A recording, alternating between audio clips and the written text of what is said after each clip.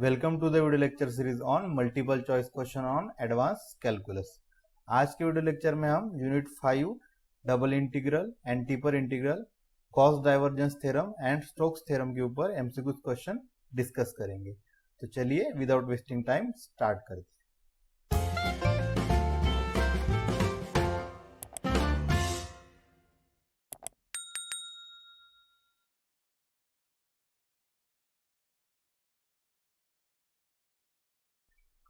तो देखिए first MCQ question, the value of double integral from 1 to 2 and 1 to 3 of dx dy is. Option दिए 1 2 3 and 4। तो इसको कैसे सॉल्व करेंगे? पहले हम dx के साथ इंटीग्रेशन करेंगे, फिर dy के साथ। ठीक है, तो dx का इंटीग्रेशन क्या आ जाएगा? x अपर लिमिट और लोअर लिमिट पुट करेंगे तो क्या होगा? 3 - 1 और क्या बचेगा? Integration from 1 to 2 dy। 3 - 1 क्या हो जाएगा? 2 और इंटीग्रेशन ऑफ dy क्या हो जाएगा? y। फिर upper limit and lower limit, तो क्या हो जाएगा? ये 2 - 1, तो ये बचा था 2। 2 × 2 - 1 क्या हो जाएगा? 2 × 1 और क्या आ जाएगा आपका आंसर? 2। तो यहाँ पर कौन सा ऑप्शन करेक्ट होगा? Option B. ठीक है, तो अभी देखिए ये इतना लेंदी प्रोसेस करने की आपको कोई जरूरत नहीं। आप एमसीक्यू क्वेश्चन सॉल्व कर रहे हैं तो आप इसको शॉर्टकट से करोगे। जैसे जब dx dy रहता है आपका डबल इंटीग्रेशन में, तब आपको हमेशा x और y मिलने वाला है इंटीग्रल करने के बाद। और अपर लिमिट और लोअर लिमिट याद देखिए 3 - 1 और 2 - 1, इन्हीं का मल्टीप्लीकेशन हुआ है। 3 - 1 मतलब 2, देखिए 2, और 2 - 1 मतलब 1। 2 × 1 = 2। ठीक है, यही मिला है हमें। ठीक है, मतलब क्या? अपर लिमिट दोनों इसकी अपर माइनस लोअर, अपर माइनस लोअर, ये इनका मल्टीप्लीकेशन आपको करना है बस। जब dx dy ओनली रहे, कोई भी फंक्शन वहां पे दूसरा अवेलेबल ना है, मतलब 1 1 रहे बस, तब हम इस तरह से शॉर्टकट यूज कर सकते हैं। Upper limit minus lower limit, हर एक इंटीग्रल का हम करते जाएंगे और उनका मल्टीप्लाई करेंगे। ठीक है, तो देखिए इस तरह से यहाँ पे देखिए dx dy dz है, ट्रिपल इंटीग्रल है। लिमिट क्या दी है? 0 से 1, 0 से 1, 0 से 1। ठीक है, तो अभी जिस तरह से हमने शॉर्टकट हमें पता चला है उसके अकॉर्डिंग हम करेंगे तो क्या मिलेगा? 1 - 0, 1 - 0, 1 - 0, अपर माइनस लोअर लिमिट पुट करेंगे तो क्या होगा? 1 - 0 1, 1 - 0 1, 1 - 0 1। तो 1 × 1 × 1 क्या मिल जाएगा? फिर से 1। तो कौन सा ऑप्शन करेक्ट होगा यहाँ पर? Option A. ठीक है, इसी तरह से बताइए इसका क्या आंसर होगा? The value of this integral from 0 to 1, 0 to 2 and 0 to 3 of dx dy dz। ठीक है, क्या होगा? 1 - 0 × 2 - 0 × 3 - 0, मतलब 1 × 2 × 3, मतलब क्या आ जाएगा? 6। तो कौन सा ऑप्शन करेक्ट होगा यहाँ पे? Option A. ठीक है, इसी तरह से देखिए the value of this integral क्या दिया है यहाँ पे? 0 से 2, 0 से 2 एंड 0 से 2, क्या हो जाएगा? 2 - 0, 2 - 0 × 2 - 0, मतलब 2 × 2 × 2 क्या हो जाएगा? 8। तो कौन सा ऑप्शन करेक्ट होगा? Option B. देखिए तो इस तरह से एमसीक्यू क्वेश्चन पूछे, इतने सिंपल से। अगर आप इसको पूरा लेंदी करते जाएंगे तो फिर ये टाइम लगेगा, पर आपको अगर शॉर्टकट से करोगे तो आप जल्दी से कर सकते हो। ठीक है, देखिए next MCQ question, in transforming the double integral into the polar coordinate we use dx dy is equal to. जब हम कार्टेशियन कोऑर्डिनेट से पोलर कोऑर्डिनेट में ट्रांसफॉर्मेशन लेते हैं तो हम क्या dx dy की जगह क्या यूज करेंगे, ये पूछा है। ठीक है, क्या ऑप्शन दिए? dr d theta, r dr d theta, 1/r dr d theta and dr by d theta. ठीक है, तो हमें पता है in transforming the double integral in from the Cartesian coordinate xy to polar coordinate हम क्या use करते हैं? x = r cos theta and y = r sin theta. और उसका जैकोबियन क्या आता है? हमने पिछले लेक्चर में देखा था क्या आता है? r। और मैंने बताया भी था, इसलिए हम यहाँ पे क्या यूज करते हैं? dx dy is equal to r dr d theta, क्योंकि उसका जैकोबियन क्या आता है? r। ठीक है, तो यहाँ पर फिर कौन सा ऑप्शन करेक्ट होगा? Option B. So next question is the value of integration from 0 to 1 and 1 to 3 xy² dy dx is. ठीक है, तो यहाँ पे अभी कोई फंक्शन दिया है xy², तो हम पहले dy के साथ इंटीग्रेशन करेंगे, फिर dx के साथ। ठीक है, तो देखिए पहले ये वाला इंटीग्रेशन निकलेगा, इसे देखिए यहाँ पर हमने ले लिया। यहाँ पर dy के साथ इंटीग्रेशन है तो x की टर्म का कोई यहाँ पर कोई जरूरत नहीं है, तो इसलिए हमने x को अलग लिख लिया। ठीक है, तो y² का इंटीग्रेशन क्या होगा? y³ 3। क्या होगा? y³ 3। अपर लिमिट क्या है? 3, y = 3 and lower limit is y = 1। Upper limit minus lower limit फिर पुट करेंगे तो क्या मिल जाएगा? 3³ 3 - 1³ 3। ठीक है, और क्या बचेगा, integration from 0 to 1 x dx। अब 3 क्यूब मतलब क्या होता है 27, 27 माइनस 1 क्यूब मतलब 1, 27 माइनस 1 क्या हो जाएगा यहाँ पे 26, बेस तो कॉमन है 3, ठीक है, तो क्या हो जाएगा 26/3। और इंटीग्रेशन ऑफ x क्या होगा x²/2, ठीक है, integration x²/2, upper limit 1 lower limit 0, फिर से लिमिट पुट करेंगे तो क्या मिलेगा 1²/2 माइनस 0, ठीक है, तो क्या मिल गया मुझे 26/3 इंटू 1/2, मतलब ये 26 2 से हम डिवाइड करेंगे तो क्या मिल जाएगा 13, तो क्या बचेगा 13/3, ठीक है, तो यहाँ पर कौन सा ऑप्शन करेक्ट होगा, ऑप्शन सी। देखिए बस हमने यहाँ पर अकॉर्डिंगली dy के साथ इंटीग्रेशन दिया और x dx के साथ इंटीग्रेशन किया है सेपरेटली और हमने सॉल्व किया है, ठीक है, तो आपको हमेशा जो पहले यहाँ जो टर्म होगी dy अगर है तो पहले आप ये इंटीग्रेशन सॉल्व करोगे, y के साथ ले रहे हैं तो dy के साथ ले रहे हैं तो y की टर्म लेंगे, dx अगर यहाँ पर होता है तो x की टर्म लेते हैं, ठीक है, इस तरह से।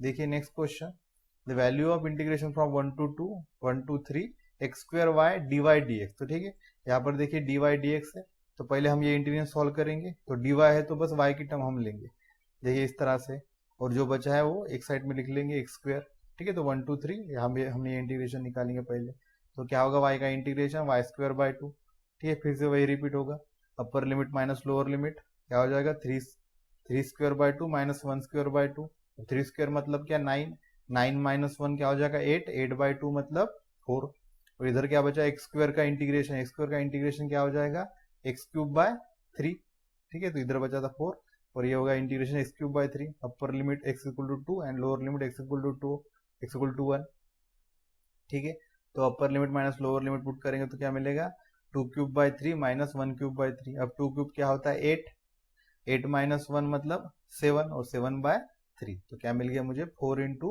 7/3 मतलब क्या हो जाएगा 28/3, तो यहाँ पर देखिए कौन सा ऑप्शन करेक्ट होगा, ऑप्शन सी, ठीक है।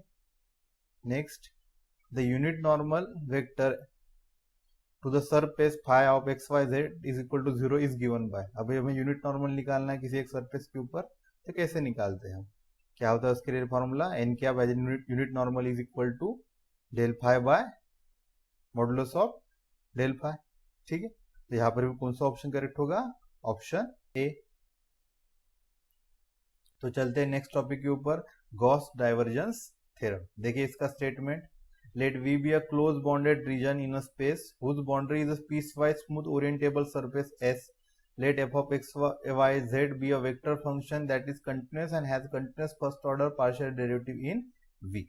ठीक है, तो सरफेस क्या दिया, ओरिएंटेड सरफेस हमें क्या दिया S, और V क्या है उसकी बाउंडेड रीजन क्या स्पेस है, ठीक है, देन दी ट्रिपल इंटीग्रल मतलब यहाँ पे क्या है volume integral of del dot F मतलब क्या divergence of F is equal to surface integral double integral over S मतलब surface integral of F dot N cap DS, ठीक है, तो यहाँ पर हमें क्या मिल गया relation in surface and volume integral, और यहाँ पर क्या मिला है हमें डाइवर्जेंस दिख रहा है डेल डॉट एफ, इसलिए यहाँ पर इस थ्योरम को बोलते हैं Gauss divergence theorem, where this n cap is the outward drawn unit normal vector to the surface S, ठीक, तो फिर आपको यहाँ पर जो रिलेशन मिला है वो आपको याद रखना है, जब आपको सरफेस इंटीग्रल निकालना होता है तो आप इस तरह से वॉल्यूम इंटीग्रल में कन्वर्ट करके उसको निकाल सकते हैं, तो आपको क्या करना पड़ेगा वहां पर डाइवर्जेंस लेना पड़ेगा फंक्शन का, ठीक है, तो देखते हैं इसके ऊपर MCQ question, if V is the volume enclosed by the surface S then the surface integral of R dot n over the S ds is equal to, ठीक है, तो अभी हमें सरफेस इंटीग्रल पूछा है, पर हम गॉस डाइवर्जेंस थ्योरम से क्या करेंगे इसका डाइवर्जेंस करके वॉल्यूम इंटीग्रल निकालेंगे, ठीक है, because by Gauss divergence theorem ये क्या होता है surface integral is equal to the volume integral of del dot F मतलब डाइवर्जेंस ऑफ एफ, तो यहाँ पर फंक्शन क्या दिया आपका रेडियस वेक्टर मतलब x i plus y j plus z k, ठीक है, तो ये इंटीग्रल निकालना है हमें, सरफेस इंटीग्रल मतलब क्या निकालना है इसका divergence over the volume integral, ठीक है, तो डेल डॉट आर मतलब डाइवर्जेंस करेंगे तो क्या मिल जाएगा डेल बाय डेल एक्स, ये इसकी वैल्यू क्या होती है del by del x, del by del y and del by del z, तो एक्स वाई जेड के ऊपर ये ऑपरेट होगा तो क्या मिलेगा हमें del x by del y plus del y by del z plus del z by del z, ठीक है, क्या हो जाएगा ये 1 + 1 + 1 क्या हो जाएगा 1 + 1 + 1 क्या मिल जाएगा हमें 3, क्या बचेगा volume integral of dV over the V, वो क्या मिल जाएगा हमें, कैपिटल V, यहाँ पर दिया ही है, V is the volume of the surface volume unclose bye the surface S। ठीक है, तो यहाँ पर कौन सा ऑप्शन करेक्ट होगा, ऑप्शन डी। ठीक है, next, if S is the surface of the sphere with the volume V, then the surface integral of AXI plus BYZ plus CZK dot n cap ds is, क्या दिया है options में, 0, A plus B plus C into V या A plus B plus C and D option क्या है 1। ठीक है, तो अभी जैसे किया था उसी तरह से करेंगे बाय गॉस डाइवर्जेंस थ्योरम से। ठीक है, यहाँ पर हमारा फंक्शन f क्या है, AXI plus BYZ plus CZK। ठीक है, उसका क्या निकालेंगे हम, डाइवर्जेंस। तो डाइवर्जेंस करेंगे तो क्या मिलेगा, डेरिवेटिव करते जाएंगे हम यहाँ पे पार्शियल डेरिवेटिव। तो यहाँ पर देखिए ax के साथ डेल बाय डेल एक्स क्या मिलेगा, पार्शियल a, इसलिए मिला यहाँ पे a। y के साथ करेंगे by का तो क्या मिलेगा, y का डेरिवेटिव पार्शियल डेरिवेटिव 1, क्या बचेगा b। इस तरह से a प्लस बी और डेल बाय डेल z क्या मिल जाएगा cz के लिए, z का डेरिवेटिव 1 आ जाएगा, क्या बचेगा c, इसलिए a प्लस बी प्लस सी मिला है। ठीक है, और फिर क्या बचा, वॉल्यूम इंटीग्रल ओवर dv, तो क्या मिल जाएगा a plus B plus C is equal to v। ठीक है, बिल्कुल पिछले वाले क्वेश्चन की तरह था। यहाँ पर देखिए xi plus by plus cz है। ठीक है, यहाँ पर a b c की वैल्यू 1 1 थी, इसलिए 1 प्लस 1 क्या मिला था, 3 मिला था हमें पिछले क्वेश्चन में। यहाँ पर क्या है, a b c है, इसलिए a प्लस बी प्लस सी हुआ है। ठीक है, तो यहाँ पर फिर कौन सा ऑप्शन करेक्ट होगा, ऑप्शन बी। ठीक है, अगर यही क्वेश्चन फिर से बस एक्स्ट्रा यहाँ पर कुछ ये आ जाए कि यहाँ पर सरफेस ऑफ द वॉल्यूम दिया है आपको, ये स्पीयर जो दिया है वो दिया है x square plus y square plus z square is equal to 1 दिया है। ठीक है, पिछले वाले क्वेश्चन में क्या था, यहाँ पर एक जनरल सरफेस ऑफ स्पीयर दिया था विद वॉल्यूम v, इसलिए यहाँ पे a plus B plus C is equal to V आया है। ठीक है, अब यहाँ पर दिया है कौन सा स्पीयर है हमारा, ठीक है, यूनिट उसका रेडियस है। ठीक है, तो अभी हमें क्या मिला था, a plus B plus C into V, तो वॉल्यूम निकालेंगे, वॉल्यूम ऑफ द स्पीयर क्या होता है 4/3 पाई आर क्यूब। ठीक है, यहाँ पे रेडियस क्या है 1, तो क्या आ जाएगा 4/3 1 का क्यूब मतलब 1, क्या बचेगा फिर 4/3 पाई a प्लस बी प्लस सी। तो कौन सा ऑप्शन करेक्ट होगा, ऑप्शन सी। ठीक है, तो देखिए अभी करते हैं नेक्स्ट थ्योरम, क्या है, स्टोक्स थ्योरम। देखिए इसका statement, let S be a open two sided surface bounded by a simple closed curve C, let f be a continuous vector point function which has continuous first order partial derivative in some region of the space containing S. Then the line integral of the function f over the C f dot dr is equal to surface integral of del cross f dot n cap ds। मतलब cross product हुआ है यहाँ पे, इसको हम क्या बोलते हैं, कर्ल। कर्ल निकाला है हमने यहाँ पे। ठीक है, आपको पता याद होगा तो अपने फर्स्ट ईयर में पढ़ा था ये सब। तो यहाँ पर हमें क्या रिलेशन मिल गया, सरफेस इंटीग्रल का लाइन इंटीग्रल के साथ मिला। यहाँ पर हमने क्या निकाला है, कर्ल निकाला है, मतलब क्रॉस प्रोडक्ट किया है डेल के साथ।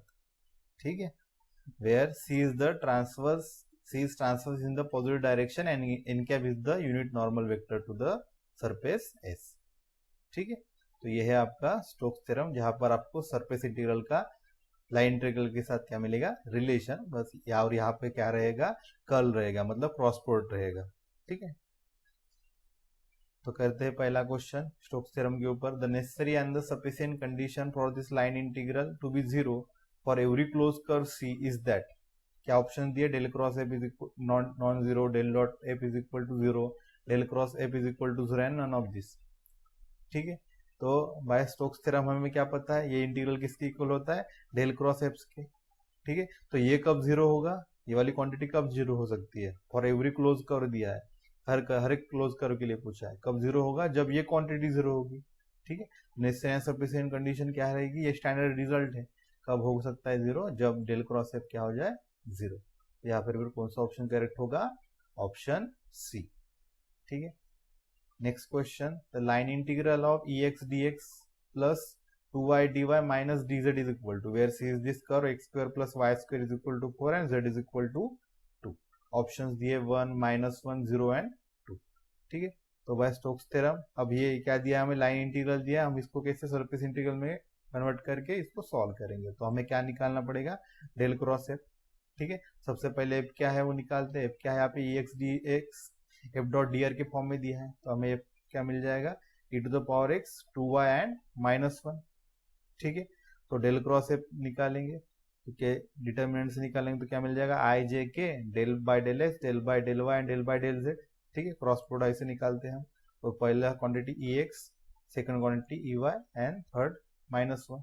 ठीक है, तो ये डिटर्मिनेंट निकालेंगे तो ये क्या आ जाएगा, 0। क्यों आएगा 0, देखिए जैसे आई इंटू ये जब निकालेंगे तो -1 इंटू यहाँ पर कुछ भी नहीं मिलेगा, डेरिवेटिव कांस्टेंट आ जाएगा, इसका साथ करेंगे तो भी कांस्टेंट आ जाएगा। इस तरह से आप हर एक रो या कॉलम वाइज करेंगे तो हमेशा जो डेरिवेटिव है यहाँ पे क्या आ जाएगा, पार्शियल डेरिवेटिव 0 आ जाएगा। इसीलिए ये पूरी क्वांटिटी क्या हो जाएगी, डिटरमिनेंट की वैल्यू 0 हो जाएगी।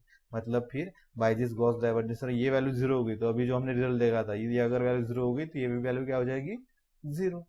ठीक है, तो फिर यहाँ पर फिर हमारा कौन सा ऑप्शन करेक्ट होगा, ऑप्शन सी। ठीक है, तो इस तरह से हमने एमसीक्यू क्वेश्चन सॉल्व कर ली यूनिट 5 के ऊपर। आप देख सकते हैं बहुत क्वेश्चन आसान है, आपको लगेगा कि ये देखने के लिए हार्ड है कि इंटीग्रल है मैं नहीं कर पाऊंगा, पर ऐसा नहीं है, वो सिंपल सिंपल क्वेश्चंस होते हैं। बस आपको वहां पे सिंपल इंटीग्रेशन करना है और स्टैंडर्ड रिजल्ट का यूज करना है। ठीक है, तो अगर आपको एडवांस कैलकुलस के ऊपर एमसीक्यूज पैटर्न्स के लिए पीडीएफ नोट्स चाहिए तो मैंने गूगल फॉर्म की लिंक डिस्क्रिप्शन में दी है, उस पर आप क्लिक करिए और आप वहां पर मुझे रिक्वेस्ट भेज सकते हैं। और आप अगर पिछले वीडियो लेक्चर्स नहीं देखे तो यहाँ पर आप क्लिक करके देख सकते हो। ठीक है, तो मिलते हैं नेक्स्ट वीडियो लेक्चर में।